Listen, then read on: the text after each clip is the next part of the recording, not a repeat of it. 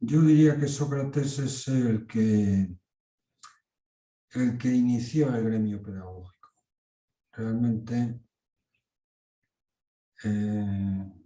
hay filósofos presocráticos. El otro día pues, estuvimos hablando un poco de forma panorámica de los más destacados, bueno, y de cuáles son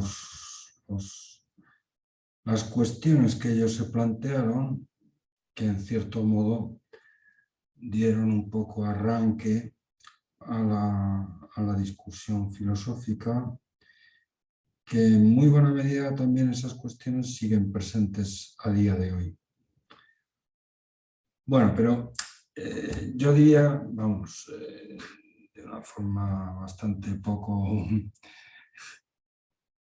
literal y poco seria, ¿no? Que todo lo anterior a Sócrates es un poco un aperitivo realmente digno, por supuesto, pero en serio, la filosofía empieza con Sócrates.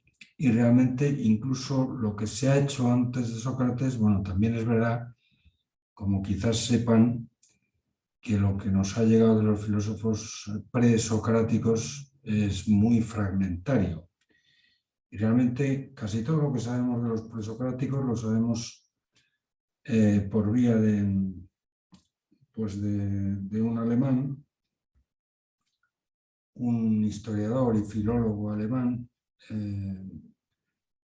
que ahora mismo no me acuerdo de cómo se llama, pero bueno, que escribió un libro, se llama Fragmentos de los presocráticos, Die Fragmente der Vorsokratiker, así lo titula él en alemán, ¿no?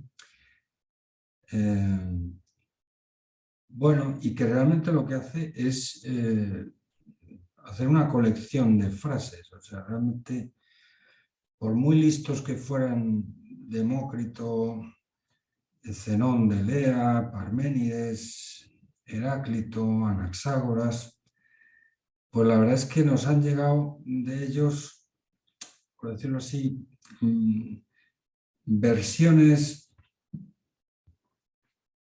que probablemente son de segunda o tercera mano y además muy fragmentarias. O sea, realmente lo que hizo este alemán, el autor de esta famosísima obra que se llama Los fragmentos de los presocráticos, pues es intentar unir con la mayor cordura que a él se le ocurrió, pues frases sueltas, digamos, tópicos que más o menos han llegado como lo que se recuerda que enseñaban o dijeron estos caballeros. O sea que realmente es muy poco fiable lo que sabemos de antes de Sócrates. Ciertamente lo que sabemos de Sócrates es bastante más fiable, pero no porque Sócrates escribiera nada. De hecho, vamos, da toda la impresión de que no escribió nada. O sea, él era ágrafo. La enseñanza de Sócrates realmente nos ha llegado pues a través de, bueno, pues a través de Platón, sobre todo. O sea, realmente el Sócrates que conocemos es un Sócrates muy platónico. Y luego también tenemos noticia de Sócrates pues, a través de Jenofonte, que es un historiador contemporáneo suyo, que dejó escrito un libro apologético, es decir, una cosa que se llama Apología de Sócrates. Hay dos apologías de Sócrates famosas. Una, la del tal Jenofonte, que en el fondo pues es una crónica del final de Sócrates, del final de su vida, que como saben ustedes fue un poquito dramático, que murió condenado a muerte por el Senado de Atenas. Bueno, y realmente en el fondo este tal Jenofonte pues estaba estaba convencido de la inocencia de Sócrates y hace ese libro con ese título, ¿no? Apología de Sócrates, o sea, una defensa de Sócrates. Pero casi todo está centrado realmente, ya digo, en la condena a Sócrates y, y la defensa que el propio Sócrates hizo ante el Senado de Atenas, que realmente a Jenofonte, bueno, y a casi todos los amigos de Sócrates no les satisfizo nada, porque en el fondo Sócrates en su propia defensa prácticamente no adujo nada, sino que se burló de los que le estaban condenando, ¿no? Y bueno, y este tal Jenofonte, pues probablemente sabía más cosas y le daba un poco de vergüenza que, no sé, que Sócrates hubiera desaparecido de la escena sin decir algo sobre su vida justa, su vida realmente santa y por tanto la injusticia de la condena completamente injuriosa que se le hizo. El otro libro, la otra apología de Sócrates, se debe a Platón. Es uno de los libros, digamos, de la juventud de Platón, probablemente de los primeros escritos suyos, ¿no? Y es un libro que hace una defensa de Sócrates, pero digamos de un mayor alcance. No se refiere solamente al juicio que le llevó a ser condenado a muerte, sino que en el fondo Platón lo que hace es un recuerdo encomiástico pues de la figura de su maestro, Sócrates, bueno, a quien realmente considera un auténtico sabio, de quien él ha aprendido todo lo que sabe, bueno, y realmente a su vez intenta transmitirnos, no solamente en ese escrito, en la apología, que lo hace de manera muy breve y ya digo, de forma encomiástica, ¿no? Sino que casi toda la obra escrita de Platón,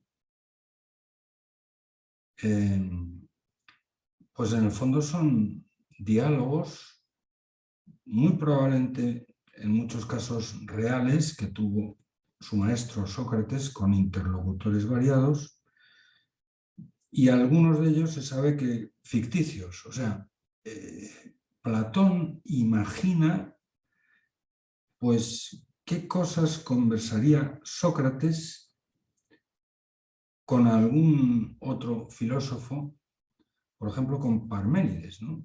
Hay un diálogo, además uno de los diálogos más, digamos, de la vejez de Platón, ¿no? Platón tiene diálogos más o menos de juventud, de madurez y de vejez. Los diálogos de juventud están muy influidos, vamos, todos ellos están influidos por su maestro Sócrates, ¿no? Pero quizá los de juventud, pues todavía más, ¿no? Tiene un poco más cercano en el tiempo el recuerdo de su maestro.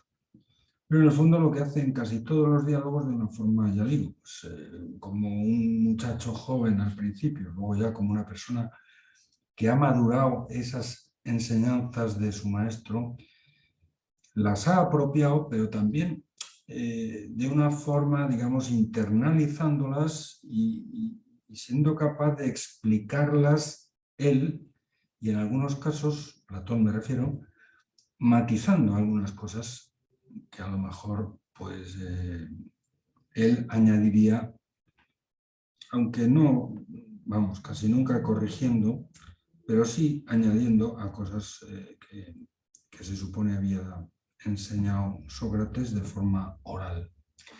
Pero en todos los diálogos de Platón, realmente quien habla es Sócrates. O sea, Platón lo que hace es la crónica de conversaciones que Sócrates mantenía con amigos suyos, con colegas, con discípulos suyos, uno de los cuales pues era Platón. En fin, que tenemos un conocimiento de Platón perdón, de Sócrates bastante indirecto, o sea, a través de los testimonios, sobre todo de estos dos autores, bueno, y luego de alguno otro más, ¿no? Pero principalmente de estos dos autores. Es más, en uno de los diálogos, que ahora mismo no recuerdo si es me parece que es el Fedro, aunque ahora mismo no estoy seguro. En cuanto lo repase y lleguemos al asunto ya se lo confirmaré a ustedes. Pero Platón, que ya digo es el cronista, reproduce una conversación de Sócrates, no sé si con este tal Fedro o con otro colega, otro amigo suyo que se llama Menéxeno, en el cual Sócrates hace una crítica bastante curiosa, aunque yo creo que muy inteligente, al lenguaje escrito. Él dice que el lenguaje escrito realmente es una perversión del auténtico lenguaje, que es el hablado, o sea, la lengua oral, ¿no? Entonces, probablemente Sócrates no escribió nada porque no quiso escribir nada, o sea, porque él estaba convencido de que el auténtico magisterio que él podía ejercer, y que era el auténtico magisterio filosófico, siempre era un magisterio oral. Y realmente es muy curioso que, oiga usted, que la tradición filosófica, o que todo el linaje, digamos, de la filosofía socrática, se puede decir que todos los grandes filósofos que ha habido en Occidente se reconocen en esa tradición. O sea, reconocen que quien inició el gremio filosófico es Sócrates, ¿no? Pero es muy curioso y paradójico esto, ¿no? O sea, que todo el linaje socrático, evidentemente, es un linaje literario, o sea, todos los filósofos, empezando por el más inmediato Sócrates, que es su discípulo Platón, pues han dejado sus enseñanzas, en muchos casos, ya digo, Platón, enseñanzas que más que propias son la tradición o la transmisión de lo que él había escuchado a Sócrates, su maestro, ¿no? Pero en el fondo lo que hacen es transmitir a la posteridad planteamientos de alguien que no escribió nada, porque estaba convencido de que la filosofía solo puede hacerse en conversación con los amigos. Y bueno, y en ese diálogo, ¿verdad? Pues Platón hace intervenir a su maestro Sócrates, explicando justamente que el auténtico lenguaje siempre es la palabra oral. Bueno, bien, detalles así biográficos de Sócrates, bueno, pueden ustedes verlos en cualquier manual o en la Wikipedia, que tiene una entrada sobre Sócrates que yo creo que está bastante bien hecha, pero yo no me voy a detener porque creo que tampoco tiene... Sí me detendré porque tiene un grandísimo valor filosófico en la muerte de Sócrates. Bueno, vamos a ver. Sócrates es un personaje en el que coinciden, y creo que esto no es solo una coincidencia, o sea, realmente es algo más que una coincidencia, pero de hecho en él coinciden la índole del primer filósofo, digamos, el que dio arranque al gremio filosófico en el siglo V a.C., que por cierto es el momento realmente más interesante de Atenas, ¿no? La Grecia clásica, ¿no? Es el punto, digamos, de eclosión cultural más interesante probablemente que ha vivido toda la historia de Occidente. Lo que ocurrió en Atenas en el siglo V, el llamado siglo de Pericles. Probablemente han oído ustedes y saben ustedes, ¿verdad? Pues por los conocimientos de historia que tengan, pues que aquel momento fue realmente extraordinario. Yo creo que Europa, culturalmente, por lo menos en lo más interesante que tiene como cultura, sigue viviendo de lo que ocurrió en ese momento en Atenas. Que ocurrieron cosas muy interesantes. Bueno, y sin duda una de ellas es la figura y el magisterio de Sócrates. Bien, a Sócrates, ya digo, se le considera como el primer filósofo porque, digamos, todos los aperitivos anteriores, el otro día salieron un poco algunos de estos autores presocráticos y los temas que se propusieron, pues en cierto modo Sócrates es el primero que los articula en una forma propiamente filosófica. Ahora diré un poco qué es lo que entiendo por esto, ¿no? En una forma propiamente filosófica.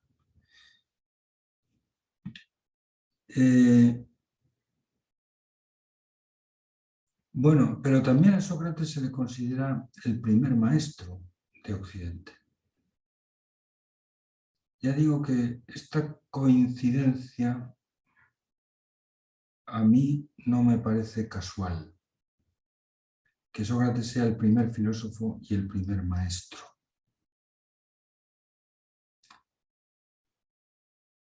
En el fondo, porque hay una cierta coherencia, digamos, hay una congruencia fundamental entre el buscar la verdad, o sea, entre el interés por conocer la verdad, que es el interés filosófico fundamental, y el interés por dar a conocer a otros la verdad que uno ha conocido, que es justamente el interés comunicativo, ¿no? Y es el que justifica básicamente la tarea del maestro, ¿no? El interés por conocer la verdad es el interés propiamente filosófico. Eso es lo que significa la palabra filosofía en griego, ¿no? Amor a la sabiduría, búsqueda del saber. Bueno, pues el interés por conocer la verdad naturalmente se desenvuelve, se desarrolla o se prolonga en el interés por darla a conocer a otros. Y yo creo que esto es una experiencia humana fundamental. Y la figura de Sócrates ilustra muy bien la coherencia, la congruencia entre esas dos cosas. La figura del filósofo y la figura del maestro. Realmente cuando uno descubre algo, cuando uno conoce algo, uno siente una cierta necesidad de darlo a conocer a sus amigos, a las personas a las que quiere.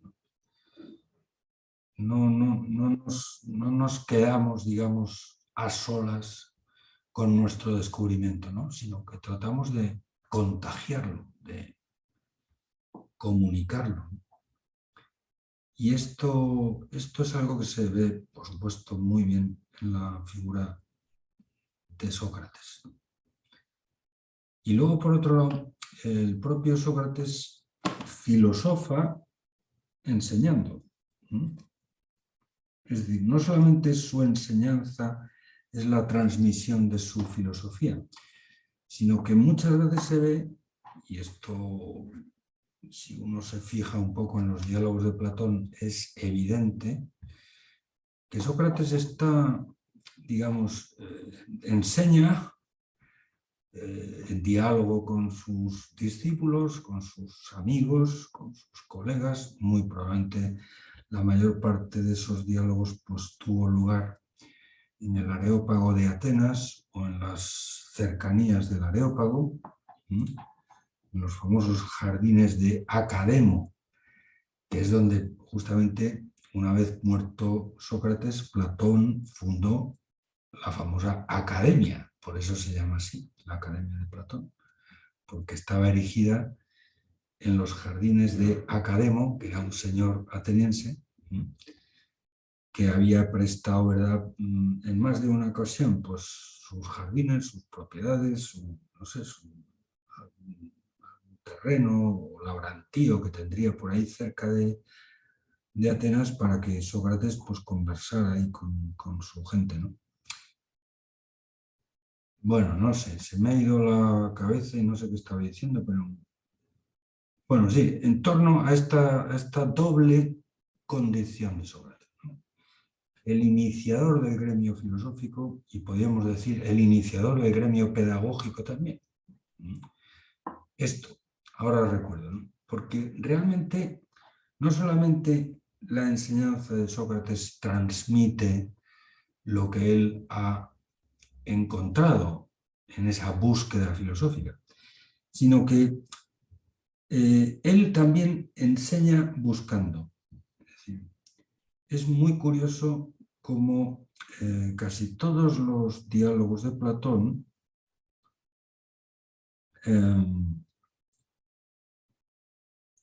reproducen pues conversaciones más o menos largas que tiene Sócrates con, ya digo, con interlocutores variados, que son los que luego darán nombre al diálogo correspondiente, algunos reales y otros ficticios. Por ejemplo, Parménides no pudo tener ninguna conversación con Sócrates porque no vivieron en la misma época. O sea, no son ni coetáneos, ni, bueno, quizá un poco contemporáneos sí, pero desde luego no son coetáneos. Y además vivieron lejos, digamos, en ciudades, en polis distintas. Y se sabe que Sócrates no salió nunca de Atenas. Pero en cualquier caso, la mayor parte de los diálogos reales o ficticios que Platón nos transmite de su maestro Sócrates, en el fondo se pasan casi todo el tiempo intentando buscar una definición de aquello que en cada caso hace de tema de esa conversación. O sea, el concepto, digamos, que están discutiendo. Pues algunos diálogos tratan sobre la virtud, sobre la justicia, sobre el saber, la ciencia, la inmortalidad del alma, la participación en el ser, la verdad, no sé, los grandes asuntos que, ya digo, siguen nutriendo la conversación filosófica hasta el día de hoy, pues en el fondo son los que aparecen en esas conversaciones que nos transmite Platón, ¿no? Bueno, pues en casi todas ellas aparece Sócrates azacanao en buscar una buena definición. Y casi todos los diálogos terminan constatando el fracaso de esa intentona. Hemos estado aquí horas discutiendo sobre este asunto, procurando encontrar una buena definición, y yo creo que con una sola excepción, que en su momento comentaré, en todos los demás pues salen, digamos, insatisfechos porque no han dado con una buena definición. O sea, realmente el propio Sócrates también filosofa enseñando. Esas dos actividades, la filosofía y la enseñanza, están completamente compenetradas en la figura de Sócrates. Y a mí me parece interesante eso porque también pone de relieve esto, que el interés por la verdad naturalmente se desenvuelve, se desarrolla en el interés por dar a conocer a otros esa verdad. Y también en el interés comunicativo, es decir, de comunicar lo que uno sabe, pues también uno acaba aprendiendo. Esto es una cosa que los maestros, yo creo que todos los que tenemos esta profesión, tenemos sobrada experiencia de que aprendemos mucho también intentando enseñar lo que hemos estudiado. En fin, yo desde luego vamos, perdonen ustedes que ponga un ejemplo personal, porque aquí no se trata se trata de hablar de Sócrates, ¿no? Yo modestamente me considero también en ese linaje socrático, pero vamos, muy modestamente, como ustedes comprenderán, ¿no? Pero sí que hasta cierto punto puedo asegurarles que la mayor parte de las cosas que he escrito, y he escrito mucho, yo creo que demasiado, ya sería hora de que me fuera empezando a callar, pero he escrito mucho. Y les puedo asegurar que, no sé, no sabría decir un porcentaje, pero una muy alta parte de lo que yo he escrito, lo he escrito como resultado de mis conversaciones con los estudiantes en las clases. Las cosas que se me han ocurrido discutiendo. Algunas veces, pues a lo mejor tengo que reconocer que bueno, quizá no es muy ejemplar, ¿no? Y no debería decirlo, pero tengo que reconocer que la mayor parte de las veces que me pongo a escribir enfadado. En mi tierra dirían una palabra que a lo mejor aquí suena un poco a lisura y quiero evitarla, pero vamos, enfadado, o sea, un poquito, porque a lo mejor he leído pues un escrito de un colega o he escuchado en clase pues una cosa que me ha parecido verdaderamente una sandez, una estupidez, una solemne tontería, una cosa, ¿cómo es posible que alguien escriba esto o que a alguien se le ocurra semejante tontería? Y entonces eso me indigna y me impulsa, digamos, a tomar la pluma y a intentar explicar por qué eso es falso o por qué no. O sea, muchas veces mis escritos son muy polémicos, o sea, pero realmente en el fondo yo estoy muy agradecido porque es el impulso fundamental de que yo porque a mí escribir me cuesta mucho, ¿no? Entonces para que yo me siente con la pluma a escribir, pues hace falta que tenga un motivo que no sé, que me azuce, que me pinche, que me agreda mucho. Y generalmente pues bueno, pues discusiones que han salido pues a lo mejor leyendo cosas o en un seminario que tengo pues con los estudiantes en la facultad o sencillamente en una discusión de clase. Por tanto, bueno, eso de que yo me enfado es falso. Yo nunca me enfado porque alguien no piense como yo o porque diga cosas que a mí me parecen. Alguna vez, pero muy excepcionalmente. Es más, a las personas que tienen la delicadeza de discutir conmigo, o sea, de plantearme posturas alternativas a las que yo planteo, pues yo creo que les debo y les estoy muy agradecido, porque me obligan a pensar más a fondo. Bueno, pues esto que les acabo de decir, yo lo he aprendido de Sócrates. Y creo que todos los colegas, vamos, perdónenme que hable así, ¿no? Todos mis colegas del gremio filosófico, si es que yo puedo considerarme miembro de ese gremio, intento hacerme digno de pertenecer a ese gremio, pero no sé si lo soy. En todo caso, yo lo que hago es enseñar filosofía. Esa es mi profesión.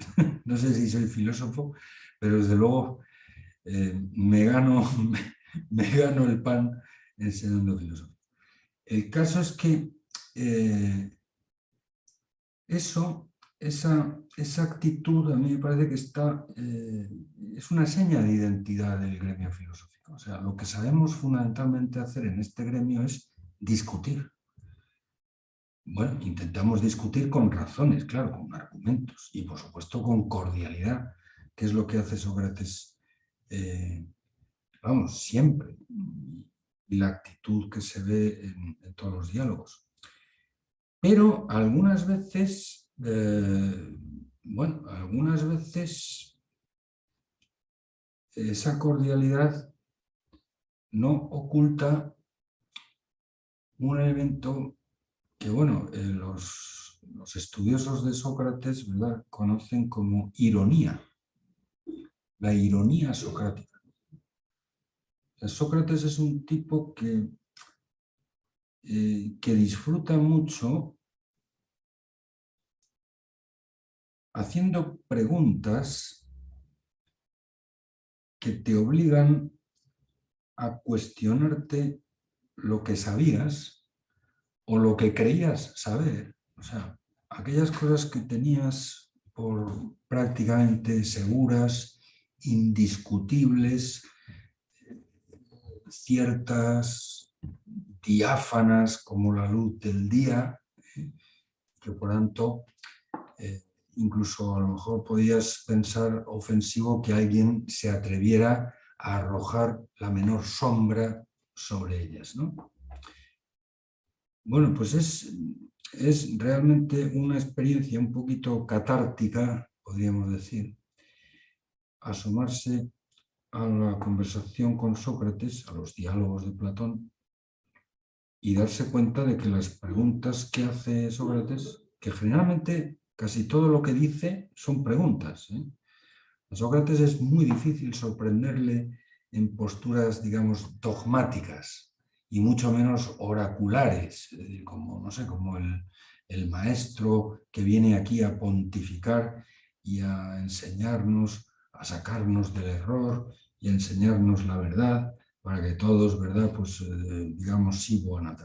Eso desde luego no tiene nada que ver con Sócrates. Casi todo lo que hace Sócrates es preguntar. Eso sí, son preguntas con dinamita, por decirlo de alguna forma. O sea, son preguntas que te obligan a cuestionarte, a reflexionar, a volver sobre las bases que tú considerabas inamovibles y bueno, y realmente son preguntas que te hacen tambalear quizá tus convicciones aparentemente más sólidas, pero que te obligan justamente a volver reflexivamente sobre ellas y a consolidarlas más. O sea, a, a ver si realmente esto es así, a comprobarlo. Esto que forma parte del trabajo filosófico, pues es algo que nos ha enseñado Sócrates. O sea, no, se dice tópicamente, y desde luego es un tópico en el sentido de que es un lugar común. Eso significa en griego la palabra tópico, topos, ¿no? Un sitio, un lugar, bueno, digamos, por ejemplo, una representación a la que todo el mundo acude, ¿eh? Pues, el tótem, por eso es un tópico, ¿no? Bueno, pues se dice un poco tópicamente, aunque no por el hecho de que se haya convertido en un tópico, me parece que deja de ser verdad, porque a veces hay tópicos que no son muy verdad, ¿no? Y sin embargo creo que esto es un tópico que es... Se dice tópicamente que Sócrates es el que nos enseñó a pensar con rigor. También es un tópico decir que Sócrates transitó y nos ayudó a los occidentales a transitar del mito al logos. O sea, de una razón o de una racionalidad fundamentalmente narrativa, que es la que está presente en los mitos. Los mitos griegos son todo narraciones legendarias, narraciones ficticias, ¿no? Pero que ciertamente dentro de su ficción, dentro de que no son, digamos, narraciones históricas, sino que son cuentos, son leyendas, sin embargo tienen una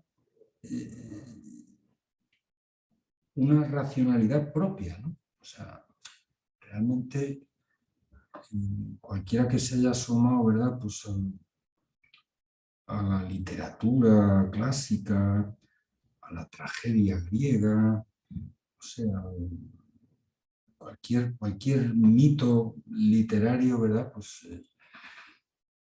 aunque sea realmente un personaje ficticio o aunque sea una historia inventada, es un personaje o una historia que nos ayuda a profundizar, yo diría catárticamente, o sea, con una mirada mucho más pura, más purificada, en la realidad de lo que somos nosotros o en la realidad del mundo.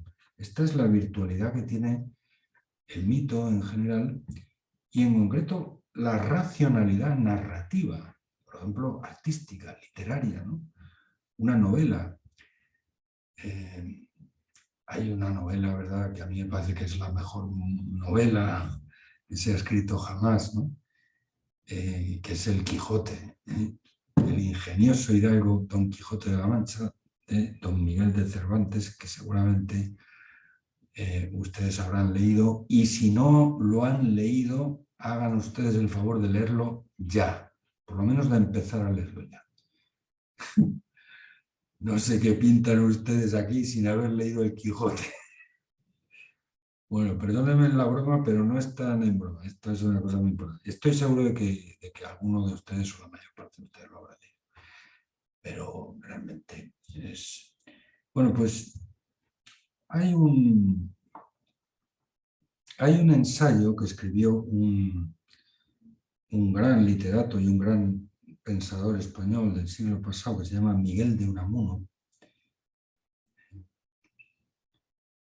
que es una meditación sobre el Quijote, sobre la novela de Cervantes,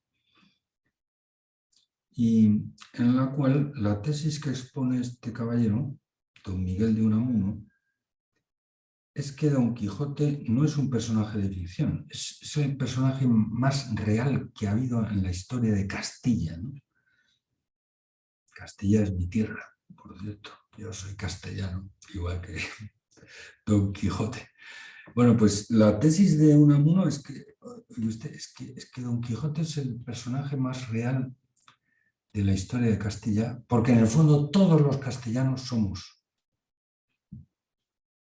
Quijotes. Bueno, esto es realmente es una metáfora, obviamente, pero es una metáfora que muestra muy bien esta virtualidad que tiene la racionalidad narrativa, la razón poética, la razón literaria, ¿no? En general, la razón artística, que es capaz de profundizar, digamos, en la entretela de la realidad con una lente que obviamente no es la lente analítica de la ciencia o de la filosofía, es otra lente, pero también es una forma de racionalidad, claro que sí.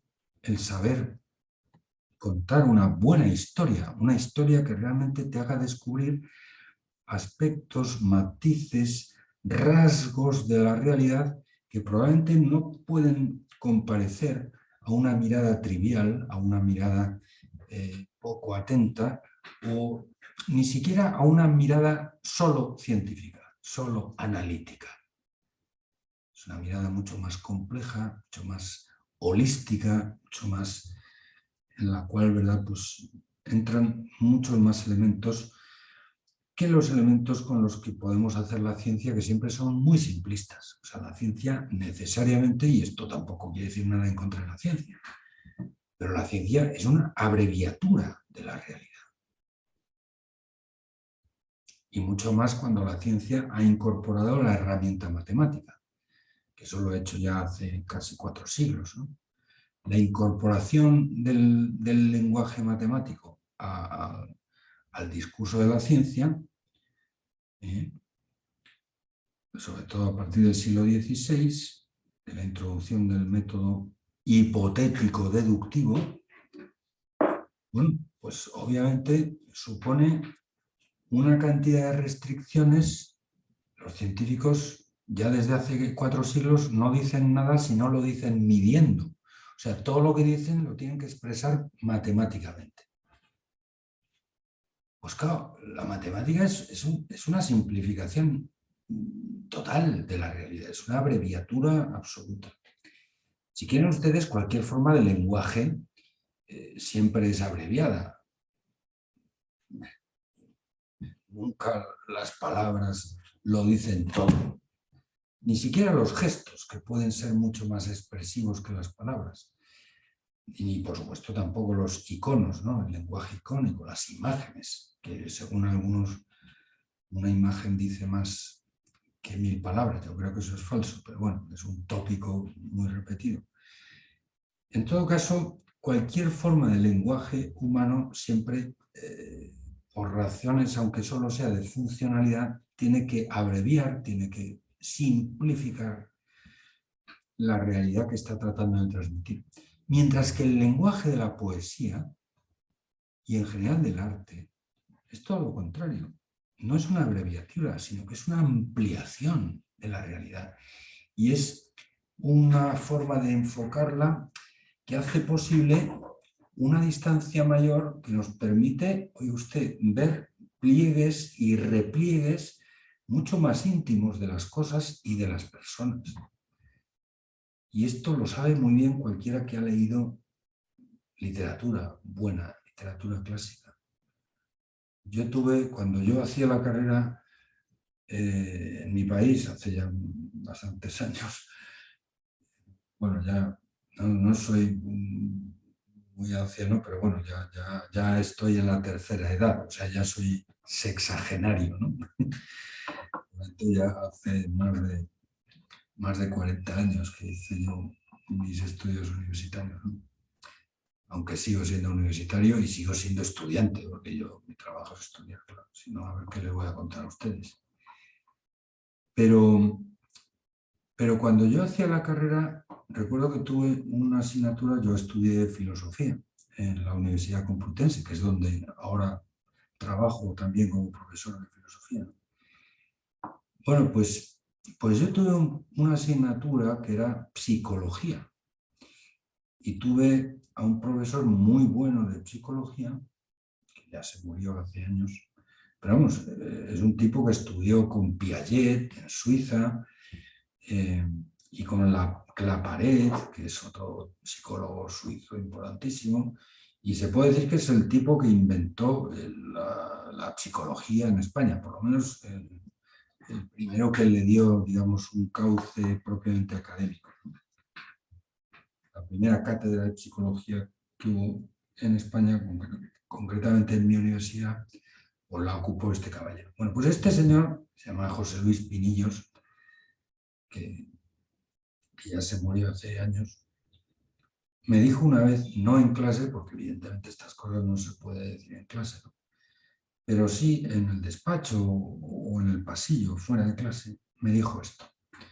Mire usted, cualquiera que haya leído los dramas de Dostoyevsky sabe mucha más psicología que si hubiera leído toda una enciclopedia de manuales o de libros técnicos de psicología.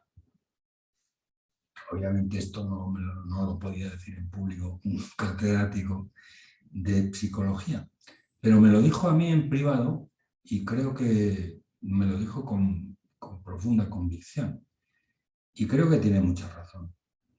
Eso no quiere decir que la ciencia psicológica sobre y que lo que haya que hacer para ser un buen psicólogo es leer literatura. No quiero decir eso.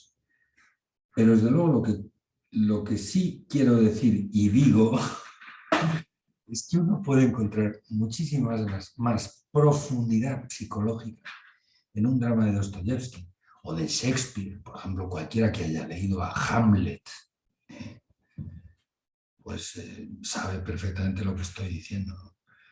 O cualquiera que haya leído El Quijote, vamos, sabe mucho más de la interioridad del ser humano, no solamente psicológica, que también, sino de la interioridad moral, espiritual del ser humano, pues que si se hubiera leído una enciclopedia entera. Creo que eso es verdad. Y Sócrates, en cierto modo, se da cuenta de esto. Sócrates se dice, repito, de forma tópica, que es el primero que abandona el mito para pasar al logos, entendiendo por eso el logos, la razón, digamos, desarrollada en forma protocolizada, como intenta hacerlo la ciencia o la filosofía, más o menos desde él. Bueno, pues eso es una media verdad. Eso es una media verdad. O sea, eso es verdad, pero no es toda la verdad.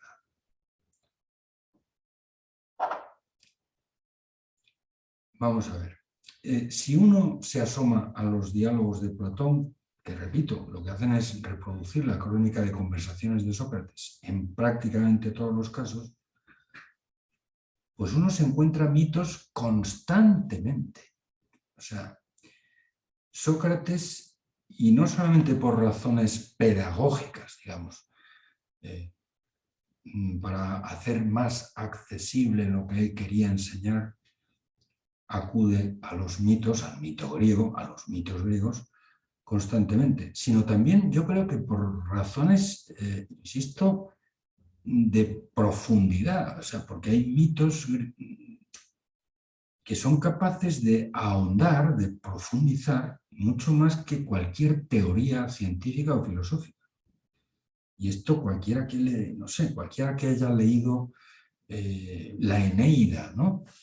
O la Ilíada, o la Odisea de Homero, o toda la historia, digamos, bueno, todas las historias de Jenofonte, que Jenofonte es un historiador y ciertamente hace muchas crónicas históricas, pero también hace muchas narraciones literarias y mitológicas, ¿no?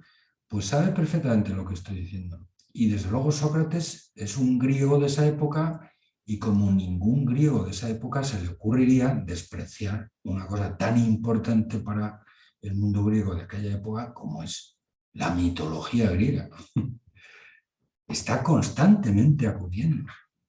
Lo que pasa, y esto es la medio verdad de ese tópico que he mencionado, es que sí que Sócrates se ve un intento de no quedarse solamente en un discurso narrativo. O sea, no quedarse simplemente en una alocución poética, literaria, no sé, en un recurso más o menos dramático, sino que se ve que hay en él, aunque sea de forma indiciaria, de forma, digamos, muy primitiva, pero el intento de armar otro tipo de discurso que ya no es solamente narrativo, mitológico.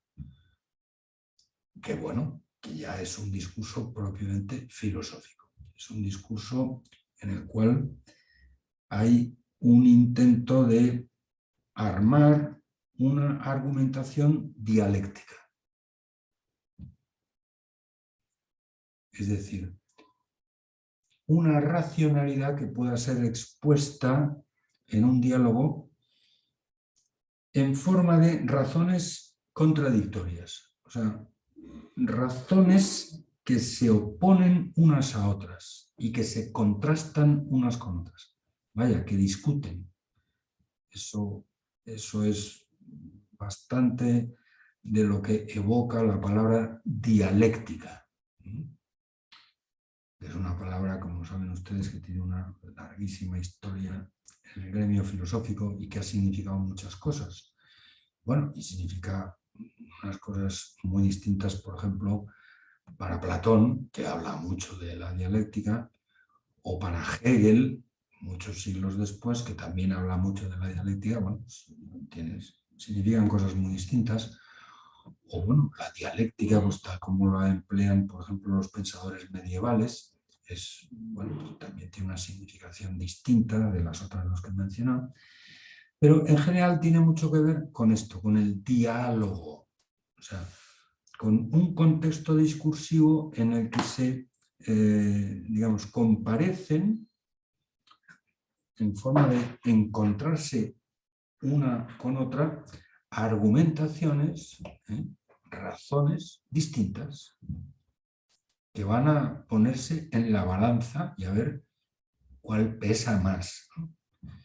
Claro, eso no tiene mucho sentido, digamos, en el discurso narrativo. El comparar o el contrastar un discurso con otro, no. Pues una historia es una historia y otra historia es otra historia. Hombre, a lo mejor puedes compararlas desde el punto de vista de la crítica literaria y decir que una está mejor contada que la otra, que una, bueno, pues a lo mejor resulta que yo qué sé, pues que sigue mejor el protocolo de la, digamos, de la, de la poética. Aristóteles tiene un famoso tratado de poética que se llama así, poética, en el cual pues, bueno, pues trata de describir cuál es el protocolo, cuáles son las reglas que hay que seguir para construir bien una narración, para construir una narración de tal manera que pueda, digamos, emocionar al público. Hay un discurso, digamos, poético, de la misma manera que también hay un discurso retórico. Aristóteles tiene un tratado muy amplio de retórica, cuya finalidad no es tanto conmover, sino convencer suavemente a las asambleas, o sea, armar una argumentación que sea persuasiva, convincente. Eso es lo que busca la retórica, ¿no? Y luego está la argumentación dialéctica, que es la que busca demostrar. La poética, la argumentación poética, lo que busca es conmover. La argumentación retórica, lo que busca es convencer. Y la argumentación dialéctica, podemos decir, la argumentación filosófica, y luego ya también lo que ha intentado ser la ciencia, a partir de la filosofía, pues lo que intenta es demostrar.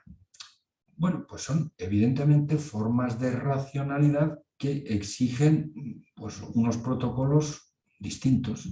Y el protocolo de la retórica, por lo menos la que escribió Aristóteles, pues es muy, muy distinto del protocolo de la poética.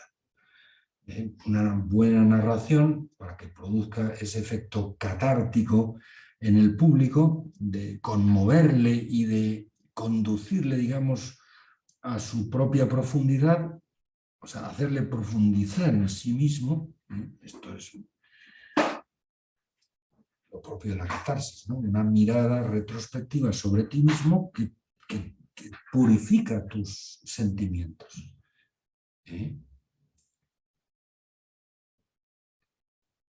Bueno, pues para que una historia, una narración consiga eso, pues hace falta que, bueno, que tenga una estructura, o sea, que tenga un comienzo, que tenga un desarrollo, que tenga un nudo, y luego un desenlace final. Bueno, y cada una de esas partes de la estructura de una narración, pues a su vez se puede dividir, y Aristóteles en su Tratado de Poética lo hace, pues en otras subpartes, y bueno, hace un tratado realmente muy, muy complejo y muy detallado realmente. Y es una cosa verdaderamente curiosa, por lo menos a muchos guionistas actualmente, gente que trabaja en Hollywood y sitios de estos, ¿no? Haciendo guiones de cinematográficos, pues yo concretamente conozco a uno que me ha dicho esto. O sea, realmente, si tú quieres hacer una película que tenga éxito en taquilla asegurado, lo que tienes que hacer es seguir el protocolo de la poética de Aristóteles. O sea, contar la historia que quieras contar, pues siguiendo el esquema de Aristóteles. Entonces tienes éxito asegurado. Todo esto me lo ha dicho a mí un guionista que trabaja, bueno, no solo en Hollywood, pero también ha hecho cosas para Hollywood. Bueno, lo que quiero decir es que Sócrates de ninguna manera desprecia el mito, de ninguna manera desprecia la racionalidad narrativa, que es la propia del mito. Lo que sí hace, a diferencia de otros muchos colegas suyos, también maestros de retórica, bueno, pues es intentar a partir del mito armar una forma de discusión que ya no es solo mitológica, que ya intenta ser dialéctica. Y esto se ve muy bien, o sea, se ve muy bien en los diálogos de Platón cómo efectivamente está sumamente compenetrado esas dos cosas. O sea, el mito muchas veces acude a él, ya digo, con un propósito pedagógico, o sea, para poner un ejemplo, para poner una imagen que es muy familiar a cualquier ateniense de su época, que le sirve para, a partir de ahí, efectivamente intentar indagar en un concepto, tratar de llegar a una definición que ya no es, o sea, ya es otra forma de racionalidad que no es la mítica, ¿no? Bueno,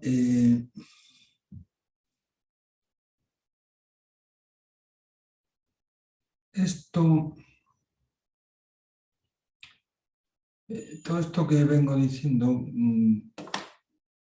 más o menos puede ayudar a comprender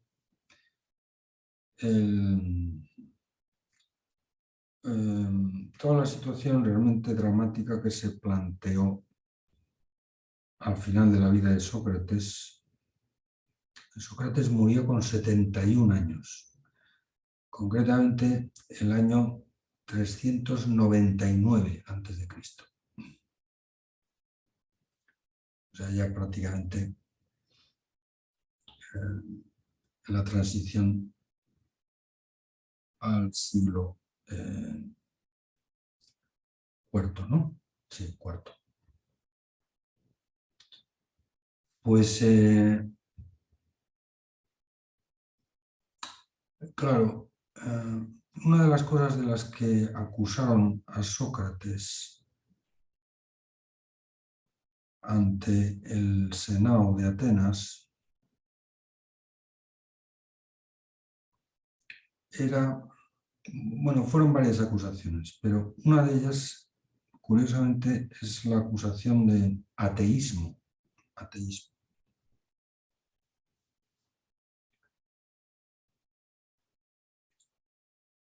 Acusación completamente falsa y falsaria. Es decir, no solamente es materialmente falsa, sino que quienes le hicieron esa acusación sabían que era falsa. O sea, dieron falso testimonio.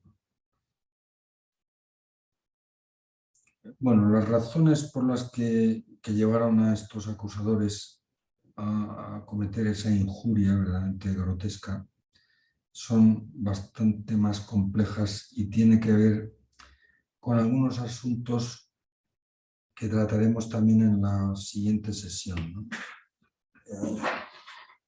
En la siguiente sesión a mí me gustaría analizar el debate que se produce entre Sócrates y los sofistas, que son unos personajes muy curiosos, algunos de ellos contemporáneos, conocidos, y algunos de ellos que habían sido amigos de Sócrates. Pero que, bueno, por una serie de razones que ahora no quiero entrar en ellas, preferiría entrar más adelante, bueno, pues les llevaron a ver en Sócrates un peligro para su propio negocio, para sus escuelas de retórica, y entonces acabaron haciéndole una acusación completamente calumniosa y una injuria atroz. Pero bueno, junto con esa acusación está esta, ¿no? La de ateísmo y la de corromper a la juventud. Porque una persona que se dedicara al magisterio, a la tarea de enseñar, y que fuese ateo, es decir, que no creyese en los dioses, y además que animara a la gente a cuestionar reflexivamente, ¿verdad? Pues sus propias convicciones, muchas de ellas que habían heredado, digamos, que habían asimilado por el puro hecho de ser atenienses, ¿no? Porque muchos de los dioses, bueno, digamos, en las religiones politeístas, tanto en la religión griega, digamos, como en la religión romana, ¿no? Pues está llena de dioses tutelares, o sea, de divinidades que en el fondo los humanos podemos acudir a ellas para que nos ayuden a solventar ciertas necesidades, ¿no? Necesidades que puede tener el país, que puede tener la polis o que puede tener mi propia familia, ¿no? También hay divinidades domésticas, los dioses familiares, ¿no? Bueno, todo esto es una cuestión muy compleja y tampoco hay mucha seguridad de sobre cuáles fuesen las convicciones religiosas de Sócrates. Pero luego lo que es absolutamente claro es que no era ningún ateo. Probablemente tendría, aunque en una forma bastante, me imagino yo, bastante más crítica y más reflexiva que la mayor parte de sus conciudadanos, pero tendría pues la religión que tenían casi todos ellos, que era, bueno, pues esto, una forma de culto a dioses tutelares, divinidades, ¿verdad? Pues que más o menos los hombres acudimos a ellas, ¿verdad? Pues para solventar, para que nos tutelen, pues en ciertas necesidades o salgan al paso a favor de nosotros en la guerra contra los aqueos o los troyanos o los espartanos, ¿no? Contra los que Atenas tuvo que luchar, contra Esparta, ¿no? En la guerra del Peloponeso. Es más, Sócrates participó como soldado hoplita en varias batallas de la guerra del Peloponeso contra los espartanos. Guerra que, como quizás sepan, pues Atenas en algunos casos pareció que ganaba, pero luego acabó perdiendo, ¿no? Porque los espartanos eran muchos más soldados que los atenienses, desde luego. Pero Sócrates era un tipo que había sido, por decirlo así, un héroe de guerra. Había demostrado su heroísmo, ¿verdad? Pues en varias batallas de la guerra del Peloponeso contra los espartanos. Bueno, y en ese sentido es todavía más curioso que la polis ateniense, ¿verdad?, le condenara a muerte a Sócrates, porque era, además de una figura relevante desde el punto de vista filosófico, cultural, era un maestro, digamos, apreciadísimo por los atenienses, pues había sido un soldado que había defendido a la patria, que se había expuesto, digamos. Por tanto, resulta todavía más llamativo, más chocante, ¿no?, que un personaje de tal prestigio pues fuese condenado a muerte por el Senado de Atenas, digamos, por la representación de los ancianos de la polis ateniense, pues, que ejercían la más alta magistratura, ¿no?, por lo menos en la época de la democracia ateniense. Luego, después de la muerte de Sócrates, la cosa duró poco y vino pues, el famoso gobierno de los 30 tiranos, que aquello acabó pues, muy mal. Como dicen en mi tierra, acabó como el rosario de la aurora. O sea, pero bueno, eso es otra historia en la que tampoco tiene mucho sentido. El caso es que curiosamente a Sócrates le acusaron de esto. O sea, justamente porque algunos pensaban que, claro, como maestro, él no tenía derecho a hacer otra cosa que acudir a los mitos, que es donde se narran, claro, las hazañas de los dioses. Claro, un maestro que además de al mito, porque repito que Sócrates acude mucho al mito, pero acude a otra forma de racionalidad en la que no aparecen claramente, oye usted, los referentes mitológicos, o sea, los grandes dioses, los grandes titanes, los grandes héroes, como aparecía pues, en toda la literatura, la epopeya, la tragedia, también la comedia bueno, pues en el fondo casi toda la pedagogía, o sea, casi toda la enseñanza que un ateniense joven tenía que recibir para poder ser considerado un ciudadano adulto y un ciudadano capaz de ejercer las magistraturas cuando le correspondiese, pues efectivamente le venían al ateniense medio pues a través de la literatura, claro, o sea, la literatura de Homero, los grandes prototipos literarios de la epopeya, sobre todo las epopeyas de Homero, de las tragedias. Quizá la tragedia así más conocida de aquella época pues era la de Sófocles, ¿no? Aunque también hay otros autores de tragedia conocidísimos, Eurípides. Y luego también la comedia. El propio Jenofonte tiene varias comedias que son muy curiosas, muy divertidas. Pero en una forma, digamos, más grave o más liviana, como puede ser por eso la comedia, pero siempre la literatura, que es la gran formadora del espíritu griego, pues claro, son pues, las hazañas de los héroes, de los titanes y de los dioses. Claro, un señor que es maestro y que no acude a la literatura, que no acude a la gran literatura, sino que acude pues, a una forma de razonamiento que realmente es muy rara y además muy errática, porque cualquiera que haya leído los diálogos de Platón son una forma de discurso muy, muy alejada, digamos, de lo que podría considerarse un tratado, ¿no? O sea, un discurso más o menos sistemático, como sí que ya empezamos a ver, por ejemplo, pues en los escritos de Aristóteles. Eso sí que ya son, no todos, pero muchos de ellos son bastante sistemáticos. He puesto dos ejemplos que son clarísimos, un tratado sistemático de retórica y un tratado sistemático de poética, ¿no? Y luego muchos otros tratados de dialéctica, que son más o menos las obras de lógica de Aristóteles, que son quizá el autor más importante que ha habido en toda la historia de la lógica, ¿no? Realmente Aristóteles es el que nos enseñó. Ciertamente, a su vez, él lo aprendió de Platón y a su vez Platón lo aprendió de Sócrates.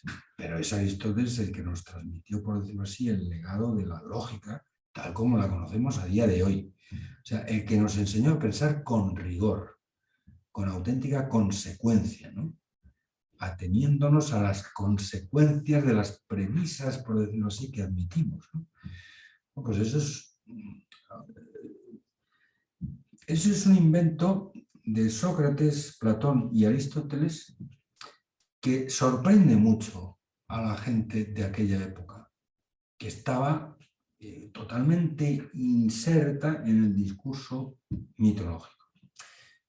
Quizás saben ustedes que una de las cosas que más nervioso le ponía a Nietzsche, Federico Nietzsche, un filósofo contemporáneo, vamos, relativamente contemporáneo, ¿no? Murió en el 1900, Nietzsche, ¿no? Pues una de las cosas que más nervioso le ponía a Nietzsche era justamente la figura de Sócrates, porque Nietzsche es un enamorado de la mitología. Es muy buen conocedor de la lengua y de la cultura griega, y la formación académica que Nietzsche tuvo fue como filólogo clásico, o sea, como filólogo griego, ¿no? Y realmente casi todas las cosas más bárbaras que dice Nietzsche, y Nietzsche le gusta decir muchas cosas bárbaras, no las dice contra el cristianismo, que ciertamente dice bastantes barbaridades contra el cristianismo, ¿no? Pero sobre todo las mayores barbaridades las dice contra Sócrates.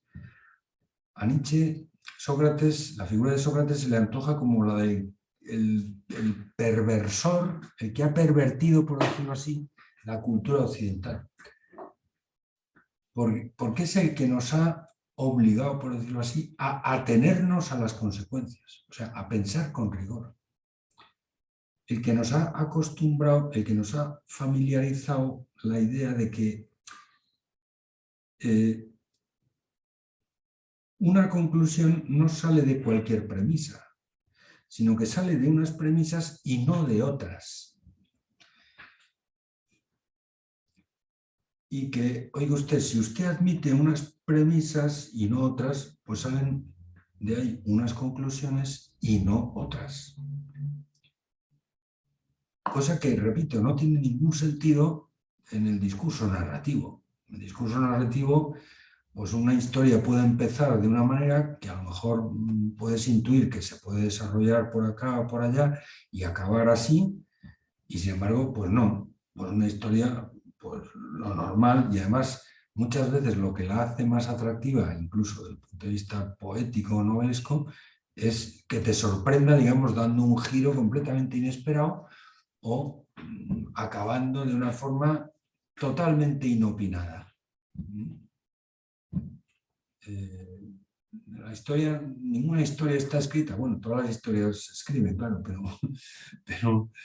pero es de muy mal gusto, ¿verdad? Pues contarle a una persona que no ha leído una novela o que no ha visto una película cómo acaba. Bueno, pues ¿por qué? Porque siempre cualquier historia tiene un final abierto, ¿no? Y esto a Nietzsche, digamos, le enamora el discurso poético y sobre todo le enamora el mito griego. Y por eso a Sócrates es que no lo tolera, no lo puede ni ver. Es el gran corruptor de la cultura. Y sin embargo, bueno, mucho más modestamente que Nietzsche, pero yo tengo que decir que no estoy de acuerdo con Nietzsche en eso. Aunque comprendo lo que dice Nietzsche. Pero no lo comparto de ninguna manera. No porque, insisto, no porque Sócrates, sin abandonar el discurso narrativo, mitológico, empiece ya a armar otra forma de discurso mucho más cercana a lo que llamaríamos dialéctica, ¿no? No solo por esa razón, y por tanto, oye usted, porque Sócrates es alguien que nos ha enseñado a pensar con rigor. Por ejemplo, Sócrates es alguien que nos ha enseñado a definir las cosas, a intentarlo por lo menos. Ya digo que la mayor parte de los diálogos de Platón son conversaciones de Sócrates en las que intenta, con la ayuda de su interlocutor, llegar a una definición y acaba el diálogo constatando que no lo han conseguido, con alguna excepción. Pero la mayor parte son, digamos, la crónica de un fracaso casi anunciado desde el principio. Mire usted. Ya continuaremos en otra ocasión intentándolo, pero ya se nos ha hecho tarde y nos tenemos que acabar. Así acaba el diálogo. Bueno, pero aunque sea un intento frustrado, aunque sea un intento fallido, es muy interesante intentar definir las cosas. Bueno, pues esto es para mí uno de los más importantes legados de Sócrates a la cultura occidental. El valor de las definiciones. Aunque esto es algo que me gustaría verlo también con más detalle en la siguiente sesión, ¿no? Pero en cualquier caso, esta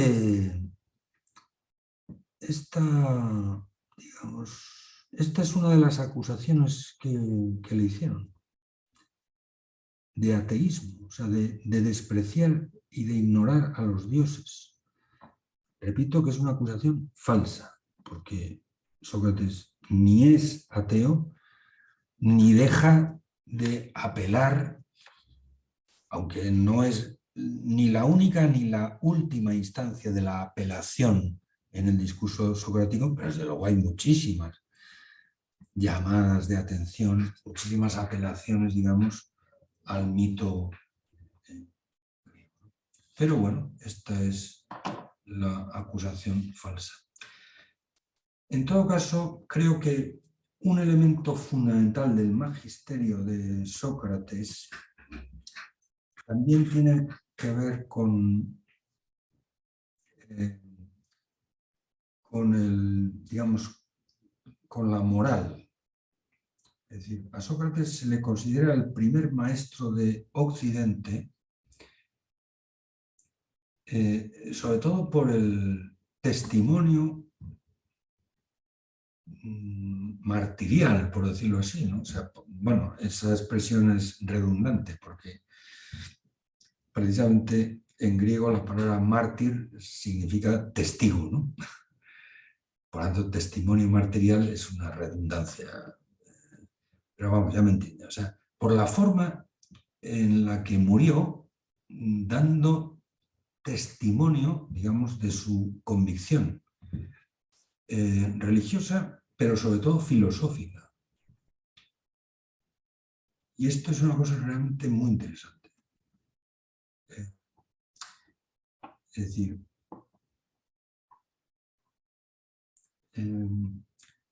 Sócrates sabía perfectamente que sus acusadores mentían. Sócrates sabía perfectamente que la acusación que le hicieron ante el Senado de Atenas era injuriosa y calumniosa. Por supuesto que también lo sabían sus amigos, las personas que le conocían, ¿no? Y sin embargo, Sócrates no se rebeló contra esa acusación. Incluso cuando le tocó el turno de defensa, es decir, las alegaciones contra las acusaciones que le habían hecho, pues aparentemente se lo tomó a broma.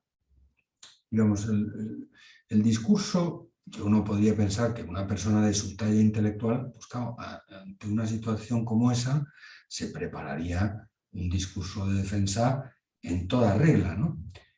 Y probablemente esa es la razón por la que tanto Jenofonte como el propio Platón se vieron en la obligación moral de construir ellos una apología de Sócrates, o sea, de escribir ellos lo que hubieran echado, lo que habrían echado en falta, ¿verdad? Pues en ese discurso de Sócrates en su propia defensa, que fue de broma, o sea, fue tomarles el pelo a sus acusadores, no en el sentido de despreciarles, sino de reírse un poquito de ellos y de la falsedad que se habían inventado.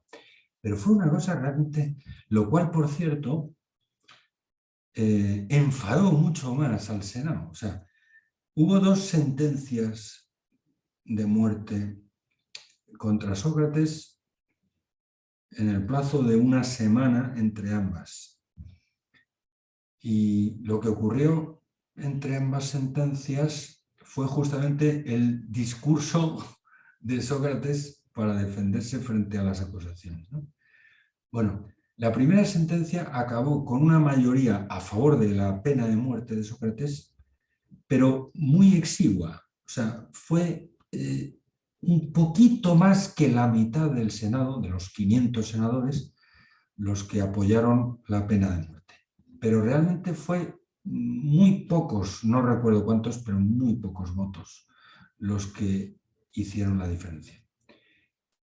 Bueno, y sin embargo, pues oye usted, uno podía pensar, pues claro, realmente en esa tesitura, lo lógico es que Sócrates hubiera armado, y desde luego tenía capacidad más que suficiente para hacerlo, y prestigio moral, por supuesto, para haber convencido a todos los demás, para que, yo qué sé, para que luego hubiese otra votación y ya se revirtiera la condena de muerte y vamos. Y sin embargo, Sócrates se burló, o sea, ironizó tanto sobre la sentencia que hizo pensar, primero, que le daba bastante igual el morirse o el no morirse. Una de las cosas que dijo en ese discurso es que, bueno, realmente me viene muy bien que me hayáis condenado a muerte porque yo ya tengo 71 años y ya estoy un poquito cansado de la vida. O sea, en el fondo tendría que estaros agradecido porque ya me ahorráis, ¿verdad? Pues el trance de tener que morir yo solo ¿eh? Y bueno, pues esto es un, no sé, esto es un, bueno, un trámite, ¿verdad? Pues que me facilitáis. Más o menos fue una de las cosas que dijo, ya digo, en tono completamente irónico, ¿no?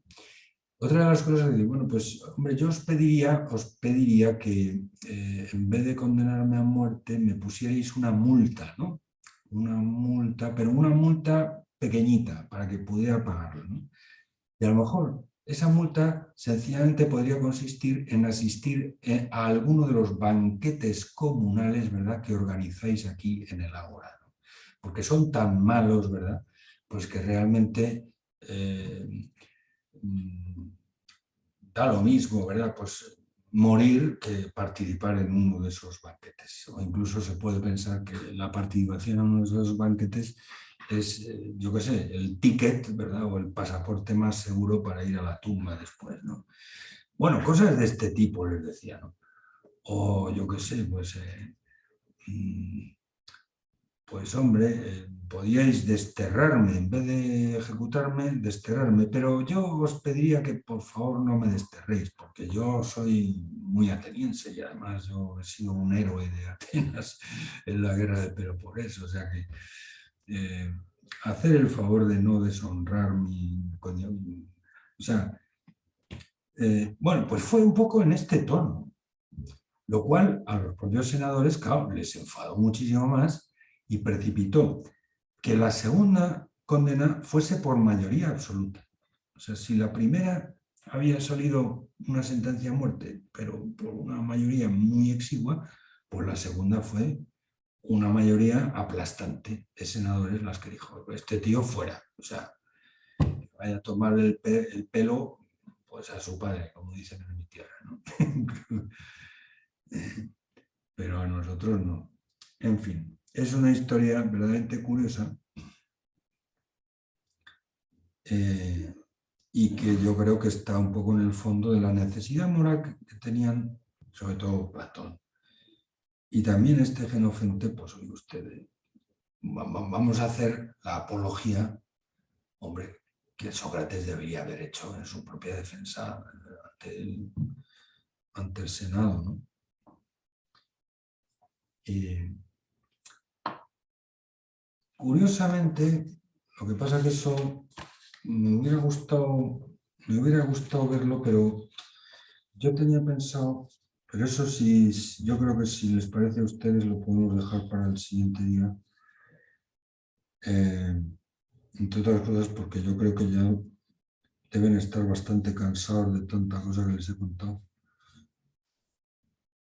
Pero yo tengo aquí una selección de textos, algunos de ellos tomados de la Apología de Sócrates, que ya digo, es un escrito muy juvenil de Platón, y otro de un diálogo que se llama Critón.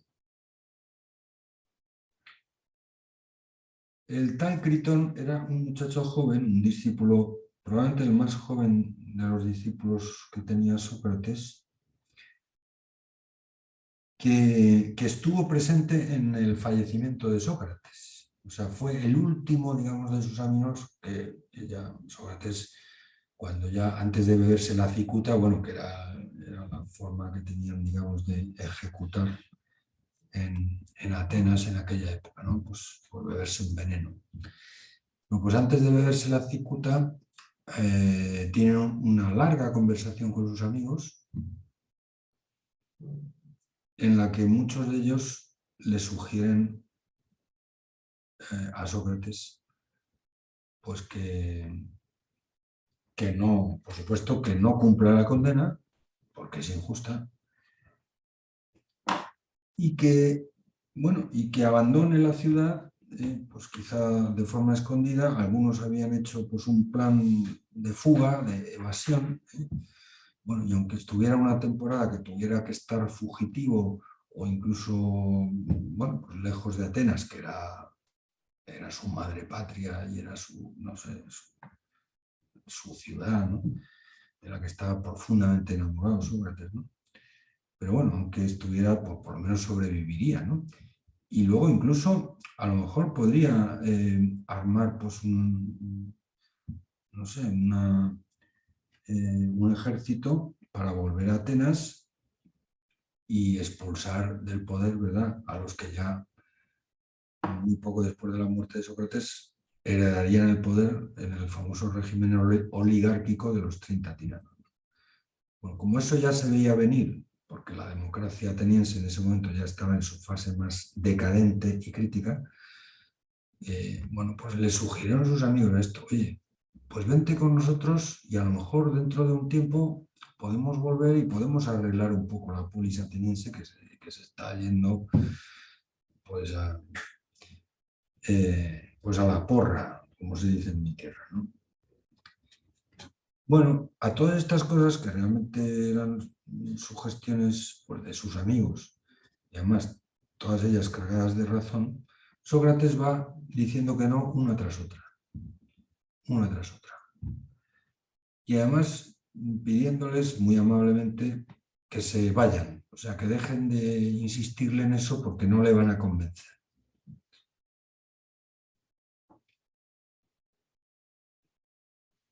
Y estos amigos se van yendo, muy apenados, claro, y al final se queda solamente, porque voluntad, o sea, por voluntad de Sócrates, solamente se queda un muchacho, que es este chico llamado Critón, que es el único testigo presencial de la muerte de Sócrates. Bueno, pues al parecer este tal Critón después habló con su compañero Platón, que debía ser conmilitón, un poquito más mayor que él probablemente, pero era uno de sus conmilitones, y Platón efectivamente evoca aquella conversación que le narró Critón que tuvo con Sócrates. Y realmente es una maravilla. Es un diálogo muy corto, pero en el cual se ve cuáles son las razones que aduce Sócrates para cumplir esa condena injusta a pesar y en contra de la opinión de sus amigos. Este es probablemente digamos, el elemento fundamental del testimonio moral de Sócrates.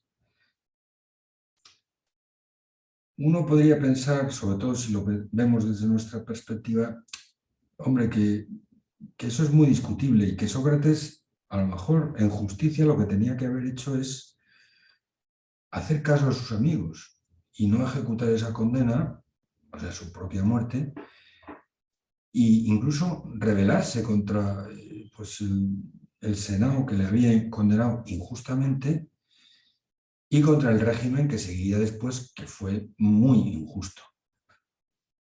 Pero claro, Sócrates durante toda su vida había enseñado una cosa que aparece en varios de sus diálogos, concretamente en el Fedón, que trata de la inmortalidad del alma, y en otro, que trata de la justicia.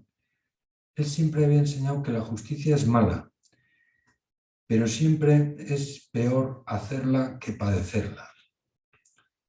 Porque en el fondo, a quien más salpica la injusticia es al que la hace, aunque también salpique al que la padece. Evidentemente, la injusticia salpica mucho a la víctima de ella, ¿no? A la víctima de la injusticia. Pero no la salpica hasta el punto de hacerle injusto. A quien más salpica, por tanto, a quien más injusto le hace la injusticia, es a quien la hace, no a quien la padece. Al injusto agresor, no a la víctima inocente. Bueno, pues claro, yo aquí estoy siendo víctima de la injusticia, pero no estoy siendo injusto. Es más, si yo, atendiendo a vuestra reclamación y siguiendo vuestro consejo, me rebelara contra Atenas, pues sí que podría producir una situación todavía más injusta que aquella frente a la cual yo, digamos, propongo mi reivindicación justa. Y en esto hay que reconocer que Sócrates es bastante profeta, ¿no? Porque casi todas las guerras y casi todas las revoluciones siempre se han producido aduciendo razones de justicia que se reivindican. O sea, la palabra reivindicación en latín vindicatio significa venganza, venganza. O sea, pero en toda venganza siempre hay una reclamación de justicia. Aunque la venganza puede, claro, acabar siendo también mucho más injusta que incluso aquello de lo que es venganza, ¿no? Esto la historia lo ha puesto de relieve. O sea, siempre ha habido alguna razón por la cual algunos han ido a la guerra o a la revolución. Pero la historia siempre es unánime a la hora de decretar que en toda guerra y en toda forma de violencia política, militar, pues siempre, como dicen en mi tierra, pagan justos por pecadores. O sea, la cantidad de víctimas que mueren injustamente en una guerra justa, o sea, en una guerra que reivindica razones de justicia, pues verdaderamente ha ido creciendo a lo largo de la historia. Con esto no quiero decir nada ni entrar en un debate muy interesante, pero que un debate que es sobre la cuestión de la guerra justa, que yo teóricamente admito que eso puede haber guerras que sean justas. No puedo negar esa posibilidad.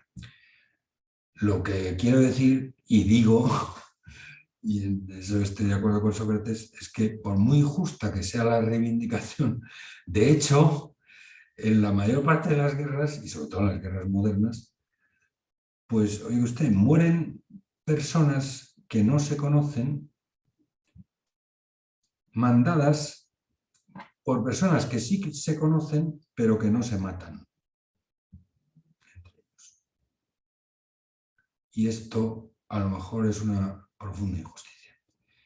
Con lo cual, Sócrates, ya digo, podría uno pensar que está equivocado y que lo que debería haber hecho en justicia es hacer caso de sus amigos. Pero él en conciencia había enseñado esto. Y por tanto, en conciencia veía que él no podía resistirse a una sentencia aunque fuese injusta. ¿Por qué? Pues porque de esa resistencia suya y de la eventual revolución a la que le invitaban sus amigos se podrían derivar muchísimos más males y muchísimas más injusticias que la que el Senado había cometido con él. Y claro, para Sócrates las leyes de Atenas, aunque estén mal aplicadas por el Senado, pero son santas. Y en el fondo el orden político, aunque sea un orden injusto, siempre es preferible al desorden, al caos, a la anarquía, que generalmente suele llevar consigo al rebufo, digamos, cantidad de violencias y de injusticias. Claro, Sócrates, que como todo griego de su época es alguien enamorado del cosmos, el otro día salía un poco toda esta cosa, ¿no? Los presocráticos son gente que miraba a las estrellas y se preguntaba cómo es posible que el mundo sea algo ordenado. Eso es lo que evoca en griego la palabra cosmos, ¿no? Que es lo contrario del caos, el desorden, ¿no?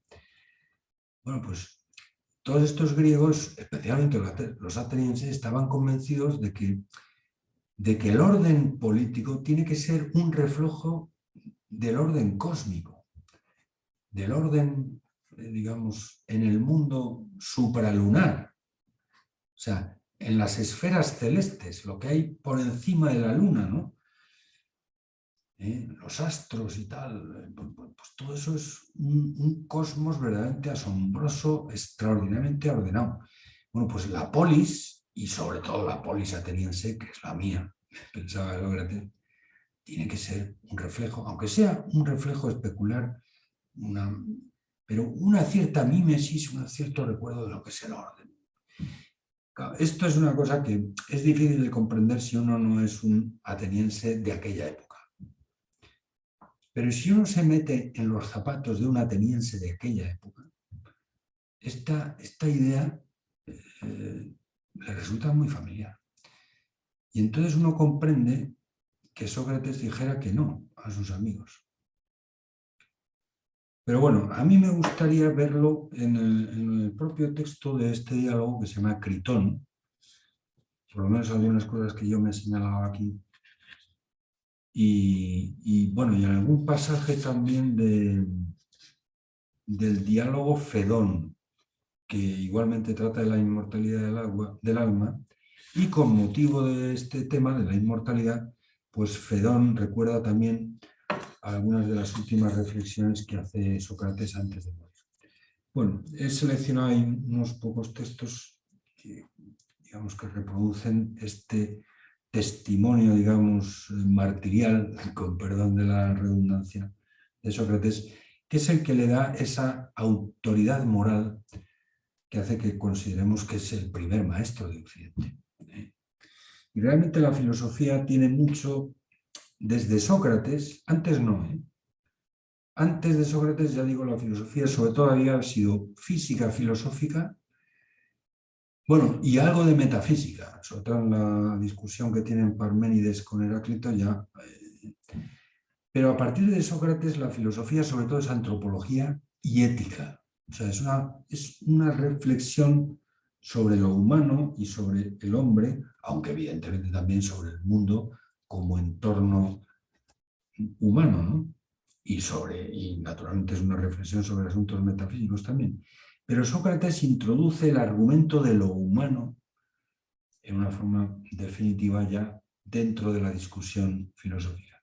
Y por supuesto, el argumento moral. De tal manera que el sabio que todos veían en Sócrates, sobre todo, no es una persona que sabe muchas cosas en teoría, por supuesto también. Ante todo es una persona que sabe vivir y que sabe morir de acuerdo a cómo ha vivido. Este es, digamos, el título bajo el cual todavía a Sócrates le consideramos el primer maestro de Occidente. Digamos, el ideal del sabio griego, que es sobre todo, repito, alguien que además de saber teóricamente cosas, es alguien que sabe vivir, lo vemos muy claramente reflejado en Sócrates. Bueno, yo ya he hablado demasiado. Aquí Carlos quiere decir algo. Sí, profesor, buenas tardes. No sé. Quería decir que creo que en la muerte de Sócrates, Sócrates tampoco consideraba la muerte un mal como para evitarla, ¿no? O sea, de repente no rechazaba la idea de la muerte por el hecho de que no veía que pueda hacer algo malo morir. Bueno, vamos a ver. Ya digo que en tono de broma, en tono bastante irónico, en el propio discurso que hace Sócrates para defenderse de la acusación del Senado, pues dice, bueno, pues en el fondo yo más que, digamos, objetar contra vuestra sentencia, lo que tendría que hacer es agradecerosla, porque me facilitáis un trámite que yo creo que ya voy teniendo edad para ir transitando, ¿verdad?, por la laguna Estigia, ¿no?, que según la mitología griega es justamente lo que hay que cruzar, ¿verdad?, pues para llegar a la otra orilla, al Hades, ¿no?, que es... Bueno, pues hombre, yo estaré mucho mejor en el Hades que aquí. Y ya va siendo hora, o sea, ya tengo 71. Pero, sinceramente, aunque Sócrates esto lo dijera medio en broma, medio en serio, o sea, aunque pudiera estar más o menos convencido, lo que es indudable es que la muerte es un auténtico trauma para un ser vivo. A lo mejor Sócrates, de luego, es un tipo muy especial, fue un tipo muy especial y no le tenía miedo a la muerte. Bueno, había sido un soldado, digamos, aguerrido y probablemente, pues bueno, pues eso demostraba que no le tenía, no era ningún cobarde, ¿no? O sea, una persona que estaba dispuesta a morir por su patria, por Atenas, ¿no? Pero por muchas vueltas que se le dé, la representación de la muerte, para cualquier ser vivo es traumática, es muy traumática. O sea, no hay un instinto más fuerte, es decir, no hay una instancia que nos urja más a los seres vivos que el continuar vivos, que el instinto de supervivencia es el instinto más fuerte que hay en toda la escala zoológica. Y desde luego los humanos no somos una excepción. Ciertamente, a diferencia de otros animales o de otros seres vivos, podemos representarnos nuestra muerte, cosa que claro, un animal irracional quizás no es capaz, ¿no? Y el representarnos nuestra muerte es una forma de vivir la muerte, valga la paradoja, que puede darle un sentido, o sea, que puede darle una significación más allá de la muerte, o sea, una significación que la trascienda a la propia muerte. Esto es una posibilidad humana y obviamente que no tienen los ornitorrincos, las focas, los camaleones o los girasoles, que también son seres vivos, vegetales, ¿no? Bueno, y desde luego esa capacidad, si la pensamos en Sócrates, pues desde luego es una capacidad que probablemente estaría muy activa, ¿no? Porque Sócrates era una persona muy reflexiva y un gran pensador, ¿no? Un gran filósofo. Ciertamente, ya desde Sócrates, el tema de la muerte ha sido uno de los grandes temas filosóficos, ha sido uno de los grandes catalizadores de la reflexión filosófica. Porque eso da mucho que pensar, aunque uno tiene que vencer el vértigo que inicialmente da el asomarse a la propia tumba, ¿no? Pero si uno vence ese vértigo, es una reflexión muy interesante. Aquí uno puede obtener la enseñanza que uno puede obtener de asomarse a su propia tumba y ver que, bueno, que el polvo me espera, ¿no? Y que yo acabaré allí antes o después.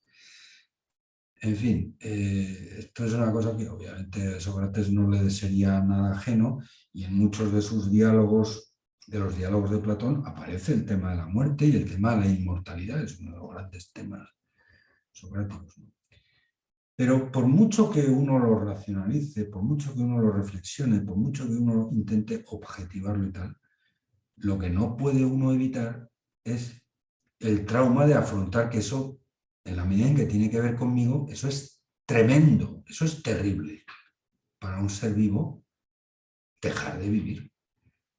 Porque para un ser vivo dejar de vivir es dejar de ser. O sea, la vida es el ser de un viviente. O sea, para un ser vivo, su ser es vivir. Y por lo tanto, su dejar de vivir es dejar de ser. Bueno, uno puede verlo, digamos, en una forma trascendente, mitológica o religiosa, estrictamente religiosa, por ejemplo, tal como lo ve el cristianismo, eso no se podría decir así. No se puede. ¿Pero por qué? Pues porque para el cristianismo, al igual que para muchas otras religiones, en el fondo la muerte no es total. O sea, sí, muere el hombre, ¿no? Pero no todo en el hombre muere. Hay algo de mí que no muere y que se da. Y eso también es un tema que aparece claramente en Sócrates, la inmortalidad del alma.